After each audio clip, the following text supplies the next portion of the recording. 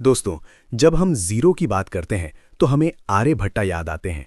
लेकिन क्या आपने कभी सोचा है कि सिर्फ एक जीरो का होना काफी नहीं था? उस जीरो को गणित यानी मैथमेटिक्स में कैसे जोड़ना है, कैसे घटाना है और कैसे उसका इस्तेमाल करके बड़ी से बड़ी कैलकुलेशंस करनी है, ये दुनिया को सिखाया ब्रह्मगुप्ता ने।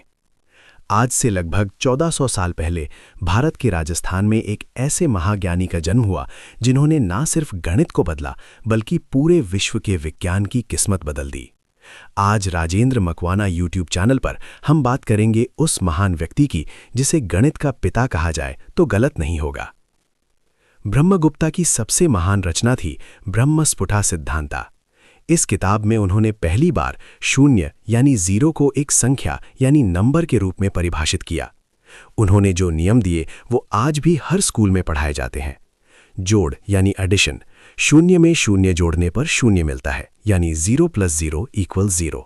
घटाना यानी सब्ट्रैक्शन, किसी संख्या से वही संख्या घटाने पर शून्य मिलता है। सबसे बड़ा नियम यानी मल्टीप्लिकेशन, किसी भी संख्या को शून्य से गुणा करने पर वो शून्य हो जाती है यानी a × 0 = 0। लेकिन सबसे हैरान करने वाली बात ये थी कि उन्होंने नेगेटिव नंबर्स का कॉन्सेप्ट दिया। उन्होंने धन यानी प्रॉपर्टी को पॉजिटिव और कर्ज यानी डेट को नेगेटिव बताया। उन्होंने कहा कि एक कर्ज और दूसरे कर्ज का जोड़ एक बड़ा कर्ज होता है यानी -2 + -3 = -5। ये उस दौर में एक रेवोल्यूशनरी सोच थी।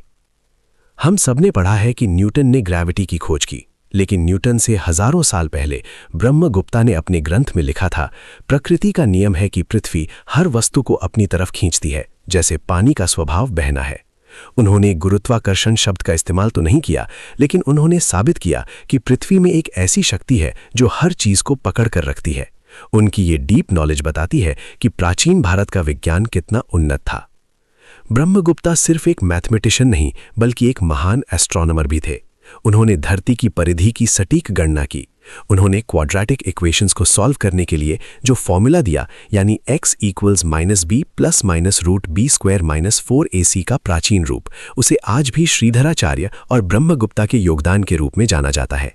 साथ ही उन्होंने साइक्लिक क्वाड्रिलैटरल के क्षेत्रफल यानी एरिया निकालने का एक ऐसा सूत्र दिया जिसे आज ब्रह्मगुप्तास फॉर्मूला कहा जाता है। ये सूत्र आज भी ज्योमेट्री की हर बड़ी टेक्स्ट बुक में मौजूद है। ब्रह्मगुप्ता का ये ज्ञान भारत तक सीमित नहीं रहा। 8वीं शताब्दी में उनकी किताब ब्रह्मस्फुटा सिद्धांता बगदाद पहुंची। वहां के विद्वानों ने इसका सिंध हिंद नाम से अनुवाद किया। अरब से होता हुआ ये ज्ञान यूरोप पहुंचा। यूरोप के लोग जो उस वक्त रोमन न्यूमरल्स यानी आई में उलझे थे, उन्हें जब जीरो और डेसिमल सिस्टम मिला तो वहां विज्ञान की क्रांति आ गई। आज हम जो कंप्यूटर और एल्गोरिदम्स यूज करते हैं, उसका रास्ता ब्रह्मगुप्ता की ही गलियों से होकर गुजरता है। ब्रह्मगुप्ता ने दिखाया कि गणित सिर्फ नंबर्स का खेल नहीं बल्कि ब्रह्मांड को समझने की चाबी है। उन्होंने शून्य से अनंत तक का रास्ता दिखाया। दोस्तों, आपको ब्रह्मगुप्ता की कौन सी खोज सबसे ज्यादा हैरान करती है? कमेंट में जरूर बताएं। अगर आपको ये डीप नॉलेज पसंद आई तो वीडियो को लाइक करें और राजेंद्र मकवाना को सब्सक्राइब करना ना भूलें। तो मिलते हैं नेक्स्ट वीडियो में ऐसे ही एक रसप्रद वीडियो के साथ।